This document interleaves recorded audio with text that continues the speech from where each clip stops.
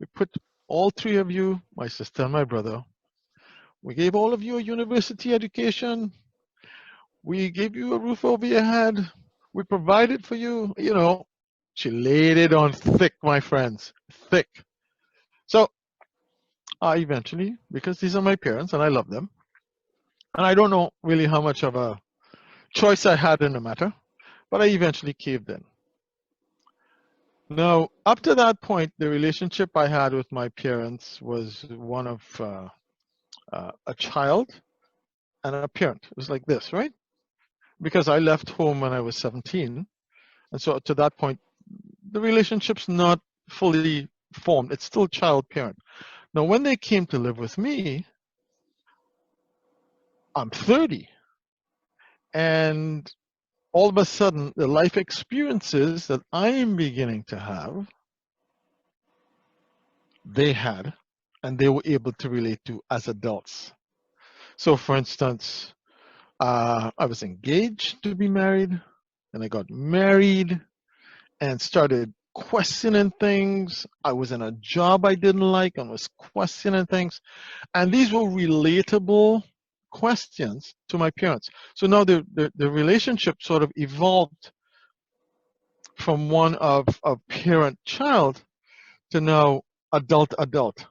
And all of a sudden, I'm beginning to see life through the lens of my parents and vice versa. And even some of the things that they were struggling with coming to a new country themselves, I had already been here for 10 years. Now I am passing on information to them. But why do I bring up this story about my parents? Well, I really only have one reason for telling you this. And it's because it was probably one of the two best decisions I made in my life was to live with my parents. The second being to get married. But living with my parents gave me an opportunity as an adult to be able to accept the mentorship about life that my own parents began to offer me as an adult because of the experiences that they had with jobs, with marriages, and then kids started coming, and I'm getting more information. Now, there's a third part of my life that I want to talk about, and it has to do with when I started giving back. Now, as you heard in the introduction, I've been a Toastmaster for a number of years, and one of the concepts that I gained out of Toastmasters is one of leadership.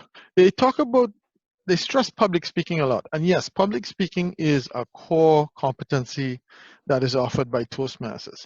But one of the competencies that you don't hear as much, but it's there, is one of leadership. And for me, because now by age 35, going into 40, I start realizing the benefits of giving back. And when you give back to someone, the benefits not the tangible benefit is to the person that receives what you're offering. But there is an intangible benefit to the self, to us, the ones that are giving, that we can't put our finger on it. But I'll tell you what it is. At least this is how I have figured it out. When we give to others, it gives us an overwhelming feeling, a feeling of goodness. It puts a smile on our face. It makes us want to get up in the morning and do more of that. So as a result of my experience with Toastmasters, I started working with young people, teenagers actually, and I started designing youth leadership workshops based on the Toastmasters template. My friends, let me tell you something. There is no better feeling in the world than seeing a face light up, because they got the concept that you were trying to pass on to them. And I'm sure that when Mr. Peters realized that young Dave, after Dave's first 5 years of school, not being able to get math, when he saw young Dave finally get it, I bet you Mr. Peters felt as good as I did when I started working with youth and seeing faces light up. I received a letter from one young lady. I kept the letter. I'll keep it for the rest of my life. And she said to me, "Dear Mr. Bachan, I had an interview for this unique school in Ontario. I guess it was some type of a school that you had to audition for, one of those higher end high schools." And the letter went on. I was only able to get through the interview and to get into the school because of the concepts that I learned at the youth leadership program. My friends, no better feeling than that. And I come back to you and I submit to you that if not for those who came before us, take for instance the internet, if not for those two gentlemen, Davies and Bison, who figured out packet switching back in the 60s. For those of you who are technically inclined, you'll know what packet switching is. It's just a way for information to route through the internet. If those two gentlemen hadn't figured that out, the internet would be nothing like it is today. If the Allies hadn't won World War II, would we be operating in a free and fair society today? If the Magna Carta had never been signed, with the concept of habeas corpus, which gives us the right to vigorously defend ourselves, would it even be there?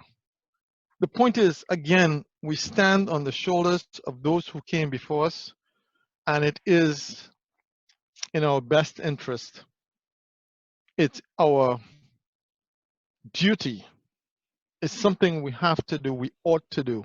I feel we have no choice but to give back what we have learned for ourselves. Back to you, Mr. Chair. Thank you, David. It was very interesting, very nice speech, very well done. And now I want to invite all the participants participate in the discussion. So it means that if you have any question, if you have any comment, if you have any life experience that you want to share, now you can share it with all the group. So I open the floor and everybody just by raise of hand tell me that they want to start. So who can go first?